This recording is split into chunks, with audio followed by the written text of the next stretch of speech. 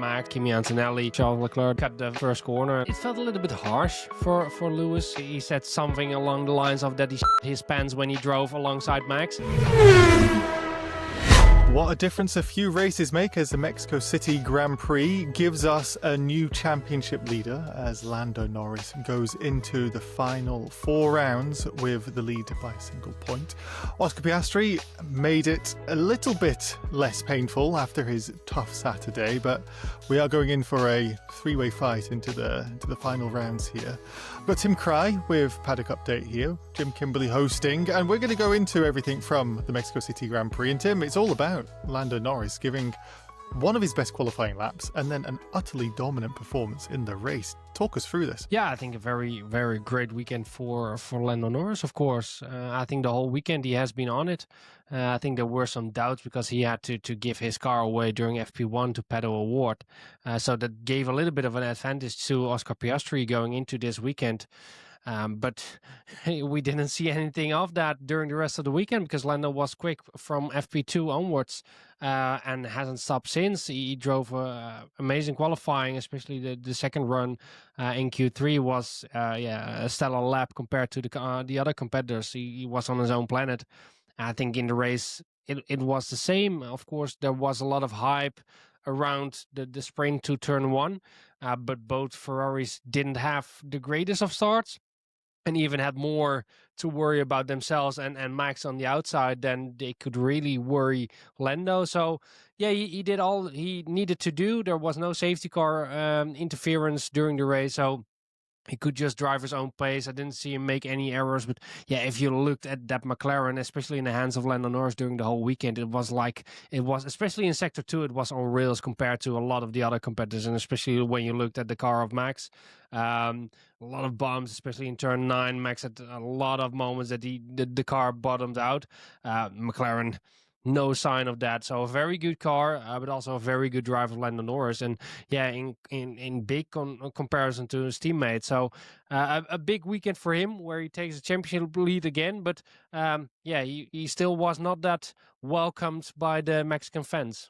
I just want to talk about something you said in the last episode, that you didn't think McLaren might win for the rest of the season. This looked like a completely different Lando in his aura afterwards. He looked a lot calmer, a lot more. I don't know if it's just because he just won the race and was therefore feeling like, oh, I'm in the championship lead, everything's going good again. But he just seemed in a different place from what I've seen him before. I don't know if you picked up on this, that it seemed McLaren haven't brought upgrades and Red Bull brought 4, I think, including some of the things that everyone else was doing with the cooling. But Lando made the step forward here, I'd argue, rather than McLaren. Yeah. Although, of course, we knew Mexico with the mid-speed corners could be a little bit more beneficial to McLaren this weekend. But indeed, there was no feeling in the momentum of the last 4 races that you really got a feeling like, oh, Lando or Oscar is now going to win a race. But yeah, credits where credit is due. Lando did a fantastic weekend. And winning by 30-second margin, maybe even more than that. Is just a big sign of intent, and with the upcoming 4 races that we still have left, and especially with Qatar being a circuit that's similar to Mexico in terms of his corners, it's gonna be a very interesting last part of the season, and we already knew that. And yeah, Max is still clawing his way back into this championship, but now Lando is really back in the fight as well, on the same level now as Oscar, basically, with 1 point in between them. But he drove a fantastic weekend, and I think that's the thing with Lando. What we've seen over all his years now in F1 is that he has those peak performances. And I think we said this on multiple occasions this season as well, that we think that Lando has maybe a little bit more.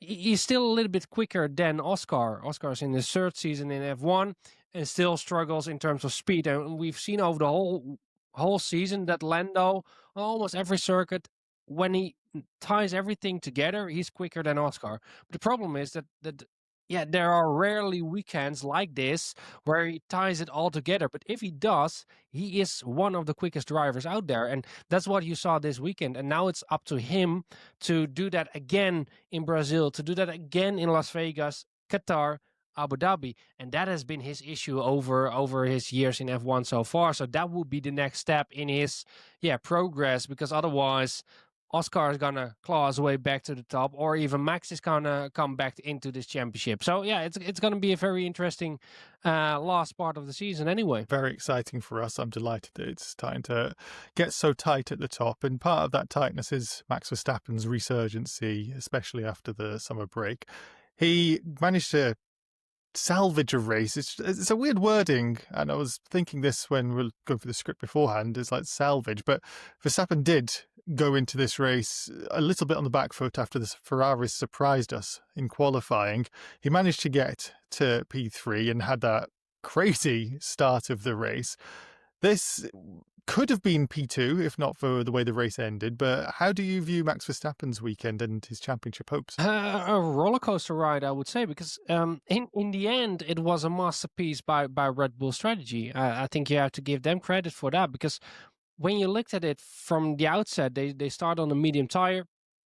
On a circuit where everyone knows that the sprint to turn 1 is maybe the most important part of that race, because overtaking is quite difficult, as turned out as well in the race again. So to go for a medium tire in at the start of the race was quite bold and didn't really pay out as well, because he didn't gain, or he gained one position to Russell, but was in a lot of fights during the first few laps, a little bit scrappy as well at some points in those first few rounds. So at that point in time, it didn't feel good. And then when you went to the soft tire and the other group gained a lot of time, you were like, okay, he's going to finish P8 or maybe P7. But then he found really rhythm. And on the soft tire, the Red Bull car seemed a lot better. So yeah, in that phase in the race, everyone knew, okay, the medium tire is the problem and not the Red Bull car per se.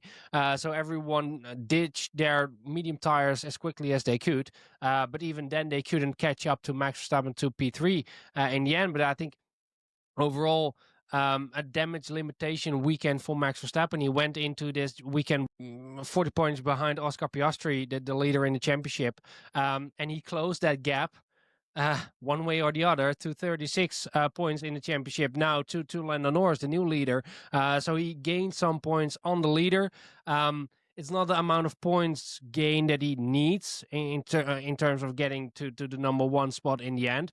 But you see now in such a weekend how things can shift from race to race. And I think a Brazil weekend and a Las Vegas weekend are 2 weekends where Max can maybe make a little bit more difference towards those McLaren. So it's tight, and like Max says after the race as well, it needs to be perfect for him to become champion this year, because it's still a big gap. Those McLarens are not slow, as we've seen today. So everything needs to be perfect for Max to win a championship. But it's going to be interesting, because Max is going to get out those results every week. And yeah, you saw today as well, like he almost got P2, if there were not a VSC at the end of the race, where a lot of complaints from fans understandably was in the last part of the race, because it was a very exciting race up until the anticlimax of that VSC. We will get onto the VSC a little late, but we're going to go to the other part of the race where Verstappen could have had a completely different Sunday after going across turn 1. Going for the grass so close to the barriers as well. The onboard replay was incredible to watch. Then he upset quite a lot of drivers. We saw Lewis Hamilton cutting the corner later on in the lap, and then he got a 10-second penalty. Max Verstappen didn't for his role in cutting the corners, gaining an advantage. What do you see as the difference between those two, with Hamilton getting a penalty, Verstappen not getting a penalty for, well, we've been waiting for it, Hamilton and Verstappen battling once again? Yeah, it felt a little bit harsh for Lewis, I would say, especially in the light of all the things that happened in the first few laps, where Max, but also Kimi Antonelli cut the first corner, and I think Charles Leclerc did as well. So a lot caught that first corner, but Lewis did a few years back as well. 2019 is one race that I remember where he cut the grass, but I also think some years in the fights with Nico. It is a turn where you can cut the corner and gain a lot, and I think a few drivers made use of that, and the stewards are a little bit more easy when it comes to lap one, turn one incidents. And I think if you look at those incidents, especially with the Max turn one incident, there was no way he could make that any other way. And I think it was even more impressive how he kept it out of the barriers at that point in time. But in the fighting with Lewis afterwards, I think there were also some instances where he maybe cut the corner or he gained an advantage. I think it's part of racing, and the problem for Lewis, I think, was that he cut the corner in maybe a little bit of more obvious way. He really chose very early to back down from that fight. And because Ollie and George were so close to Max, his advantage was quite big because he gained a lot with that advantage, and I think that's something that maybe played in the head of the stewards as well to give him that penalty. But it's with the new rules and with all the clear penalties that they have, it's a clear cut penalty. So if they say you have gained an advantage, it is always a 10-second time penalty. So they knew this was the decision. And that's what they did. I think it's a little bit harsh, but it is what it is. That is racing. It had to do a bit of a fight back, but it was Oscar Piastri doing the real fight back that we had to concentrate. So Piastri, he ended up not losing as many points as we might have expected going into the race with his lowly position after qualifying. But it was very much a recovery drive. He did make some overtakes, a particular one on Russell, which was crucial. But is this a sort of form that's going to get him to win the title, Tim? Feels a little bit strange. And as well, after qualifying, he really doesn't understand what is wrong. He knows there's something in his game that he needs to do better. But it feels more and more with the weekend that we get like this, that he's pointing more and more towards the car as well, that he thinks there's maybe something wrong with it. He doesn't say it out loud like that, but he's not denying it that harsh like weeks before. So it makes sense for a driver to now start having doubts about the car as well. Maybe there are issues with the chassis or with anything in the car, and it's so sensitive in this top level of motorsport. And all small details can matter and will matter. But it's very strange to see Oscar struggling so much. He's had such a good period in the summer period, especially in the European season. He's been on top of the championship standings since April. So he's been there for very long, and now losing that lead, especially with the Zandvoort DNF for Lando and all the issues he's got over those past few weeks. Yeah, I think it's a shame that Oscar threw that advantage away, and now he needs to fight his way back with 4 races to go. Not really the momentum on his side, but maybe a few races coming up that maybe suits him a little bit better. Let's see. It's all look. Yeah, it's a big loss for him, but in the end, it's only 1 point in between them. So 1 win for Oscar, and he's back on it again. So. There's all to play for. I think the more worrying bit about it is that he still don't know what is wrong with his feeling or in the car, or what's wrong with the car. Very difficult for Piastri at this point. It's going to take I don't think Herculean effort to overcome this, because, like you say, it does swing. We spoke about this on Thursday as well, that it can go either or with the McLaren drivers. They've had it a bit of Norris, a bit of Piastri, where Verstappen's had to punch through all himself.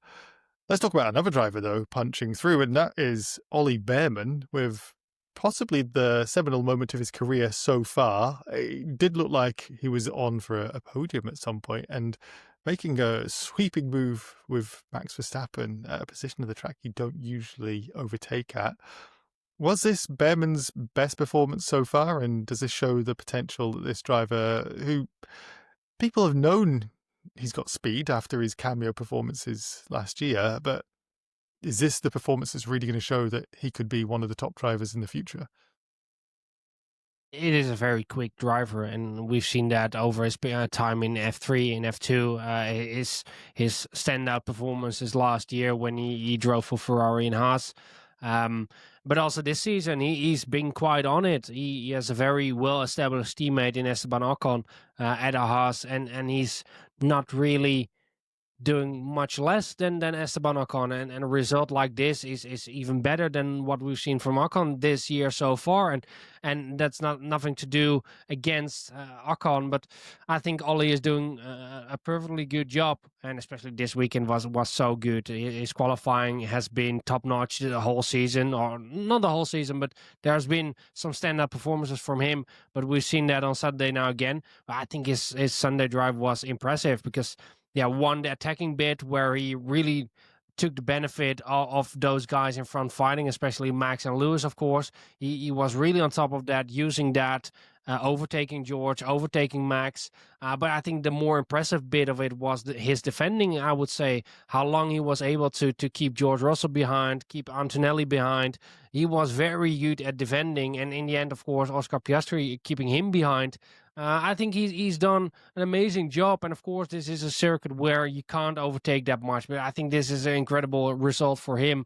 You saw what it meant to his dad as well in the garage, to his girlfriend back in the paddock as well when he did some of the interviews. And this is of course a very emotional weekend for the family, and I think it's well deserved because, like you said, it's a driver we've seen have some very, very good performances over all the series that he raced. And now to see him in F1 doing the same, driving against the likes of Verstappen, Lewis, George. He said something along the lines of that he shit his pants when he drove alongside Max.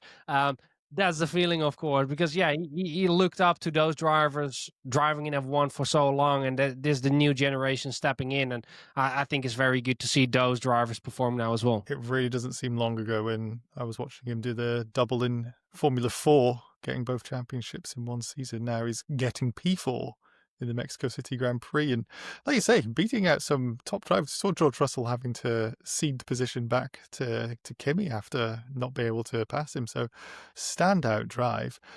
The race came to a bit of a damp, what the best word is, but not the conclusion to the Mexico City Grand Prix that we wanted to see, with the late race virtual safety car after Carlos Sainz retired. Sainz is an experienced driver, and he ended up retiring the car in a good position where he looked like he was well out of harm's way. But the race did end up ultimately changing because of the way that the VSC came out. There were two battles on track, which both could have ended up with overtakes. We'll never know now.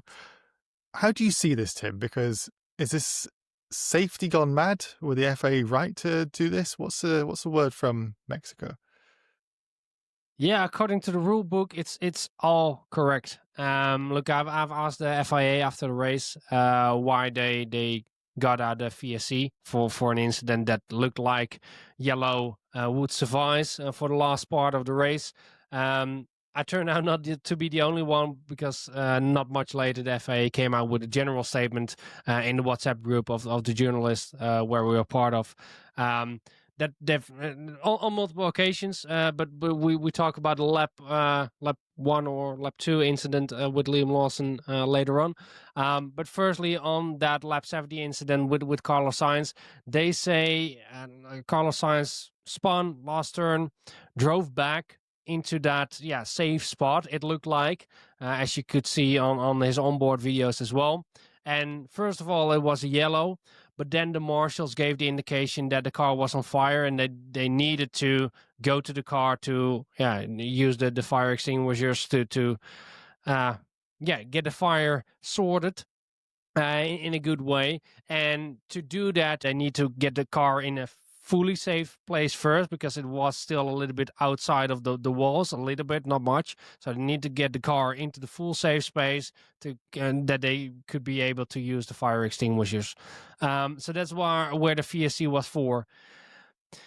It still does feel, yes, it's according to the rules and it's according to everything that we have in the books. Does it feel a little bit too much? Yes, in my opinion, it does. It takes away a little bit of racing, because you have the feeling like, okay, it's completely out of range. It is in the stadium section where you're not going to have a major crash, and not at that place. Yellow would suffice. And this is where um, logical sense would start to kick in, and that you could say, okay, double yellow in that sector or in that that mini sector, and let them race the last 2 races and make sure that we don't end the race in an anticlimactic way that we had. But it's always a very tight road that you walk, because we've had some incidents in the past, of course, with VSC or yellows, that there were things on track and that it went wrong. So I understand it from a safety perspective, but it feels a little bit too much. Yeah, I do go back and watch some old races sometimes, and the safety standards have changed so much, where marshals going on track while the race is going ahead is just normal practice. But there's somewhere in between where you don't have to affect the entire other 90% of the track because of an incident in one corner. I have an issue with VSCs myself as well, because like this is my problem with VSCs, is that VSCs do nothing, but the laps do count. And that is my racing issue with it. Like a safety car does at least do something with your race, that it bumps up the field and that you make it a little bit more interesting. A red flag stops and we start from a certain point in that race and we don't lose any laps. But with a VSC, you're losing laps while nothing is happening, and that's I don't really like the VSC as a solution. I'd rather have the full safety car or a red flag when something happens on track, so that we don't lose lap time, or less lap time at least. So that's something that comes along as well. And I think if you look at, maybe to make the bridge to the other incident that we had at the start of the race, it feels a little bit strange, because there was only a yellow flag in sector 1, just to keep everyone in check during the first few laps.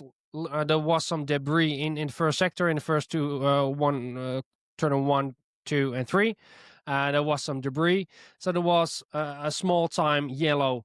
The marshals were indicated to get to the sector to get that debris out of the way, but the sporting director or the marshals or anyone did not see that Liam Lawson was at the back of the grid. Let me just go explain to the fans possibly who don't know what happened. So because of some incident that happened in the first lap, Liam Lawson ended up having to go for his pit stop, as we saw. So there was a clearance on the track where the marshals had to go and recover that debris. Now, onboards from Liam Lawson show that 2 marshals running across the track in front of his car, because they seemingly didn't realise there were more cars to come through. This is possibly, from the FIA's perspective, what they want to avoid with what's going on with the Carlos Sainz incident. But it came out a little bit surprising that they'd released a statement to the FIA about this incident as well. Can you explain how this has unfolded? So what the FIA said is that following turn 1 incident, race control was informed that debris was present at the track at the apex of the corner. Lap 3, marshals were alerted and placed on standby to enter the track and recover the debris once cars had passed turn 1. As soon as it became apparent that Lawson had pitted, the instruction to dispatch marshals was resync, and a double yellow flag was shown in that area. We are still investigating what occurred after that point. So it seems like or the marshals didn't get that message, or the marshals acted on their own behalf.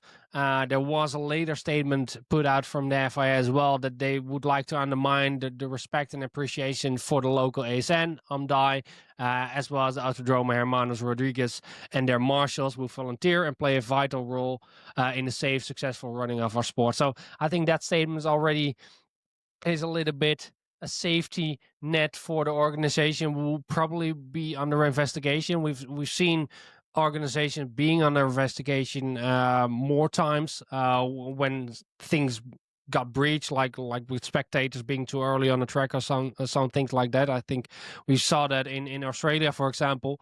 So I think we will see the organization being summoned to the stewards probably at the end of this day. Thankfully, no one hurt, but just the fans hurt after the way the race ended in the end, and possibly championship altering, because those points could be crucial for Max Verstappen in the end and Oscar Piastri. So Lando Norris, the big beneficiary of everything that happened. We'll go into the Sao Paulo Grand Prix next with a sprint, so extra points available, and who knows what the championship order will be after that. Maybe Norris extends, maybe Norris loses the championship lead to Piastri with Verstappen coming up, but it's all closing in, Tim, as we get to the final rounds. It's very exciting at long last. We're going to cover everything from the Sao Paulo Grand Prix in 2 weeks. Thank you, Tim, for everything you brought to us so far, and thank you everybody else for watching.